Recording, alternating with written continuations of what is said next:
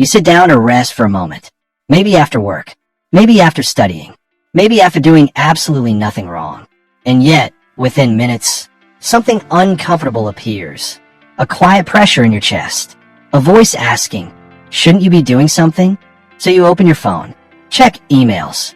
Watch productivity videos you never asked for. Not because you want to work, but because resting somehow feels unsafe. Visual. Empty room with sunlight. What's strange is you're not lazy.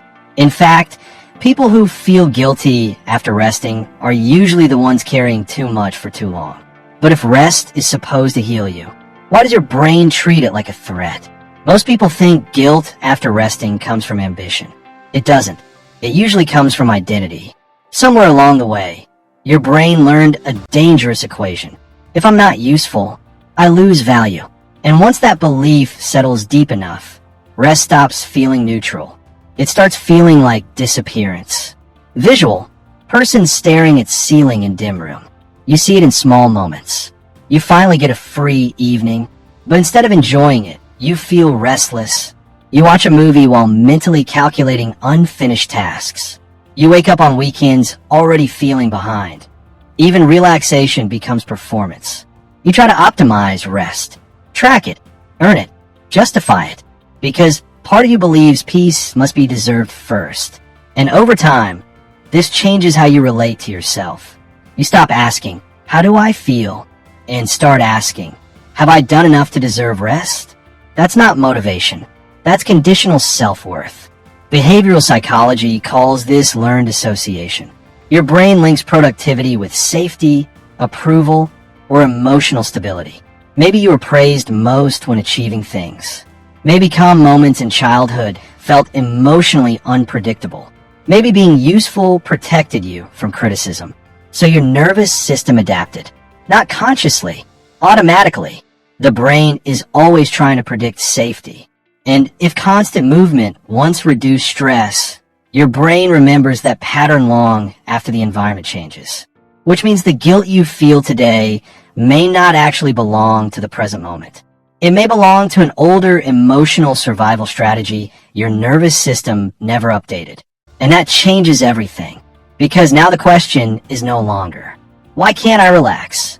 The real question becomes, what do my brain learn rest means? Visual. Waves moving slowly. This is where most people become cruel to themselves. They think the problem is laziness, weak discipline, lack of gratitude. But your brain rarely repeats behaviors without reason. In neuroscience, the brain prioritizes familiarity over happiness. What feels familiar often feels safer than what feels healthy. So if your nervous system grew used to pressure, calm can actually feel uncomfortable. Not because calm is bad, but because your brain hasn't fully learned how to exist without tension. It's similar to leaving a loud city. At first, the silence feels strange, almost suspicious. Your nervous system keeps waiting for noise. That's what happens during rest for many people. The external pressure disappears, but the internal alarm stays active. Think of your mind like a car engine stuck in high gear. Even after the road becomes empty, the engine keeps revving because it learned movement equals survival. And eventually, stillness starts triggering guilt because stillness exposes something deeper. Your relationship with your own worth. If you remove productivity, who are you left with? That question quietly terrifies many people, which is why some people stay busy not to build a life, but to avoid meeting themselves in silence. So how do you slowly retrain this pattern without forcing fake positivity? Not by convincing yourself to love rest. Your nervous system doesn't respond well to slogans. It responds to repeated emotional evidence. Visual. Notebook with one sentence written. The first step is to stop moralizing exhaustion. Instead of saying, I've done enough, now I'm allowed to rest. Try noticing how your brain keeps turning rest into a reward system. That small shift matters, because psychologically, rewards create conditions, and conditions reinforce anxiety around stopping.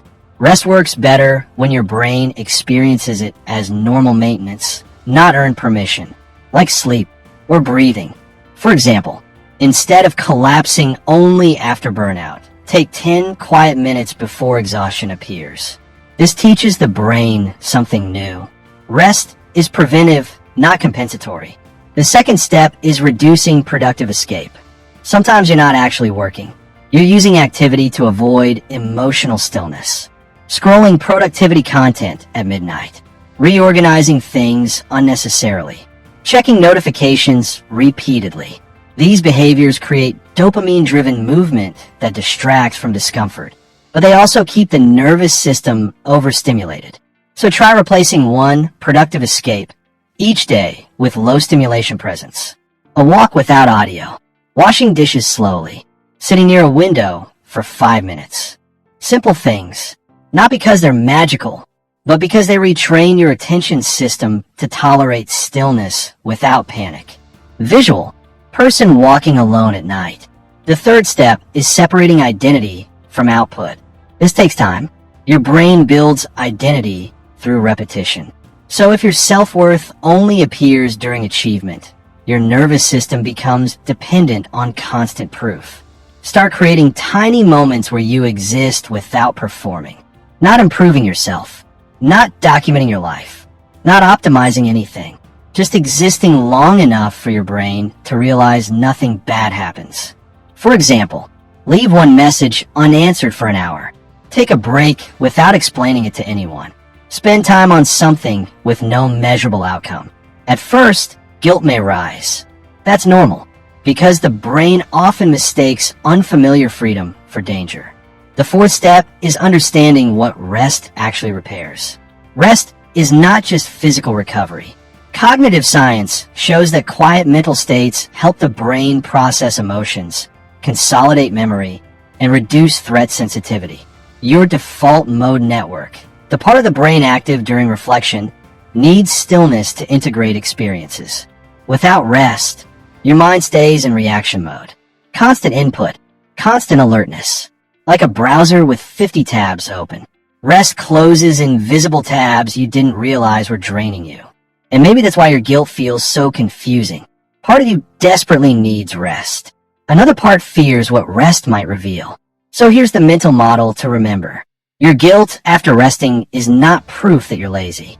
It's proof that your nervous system learned movement before safety. And now your brain is trying to unlearn an old equation.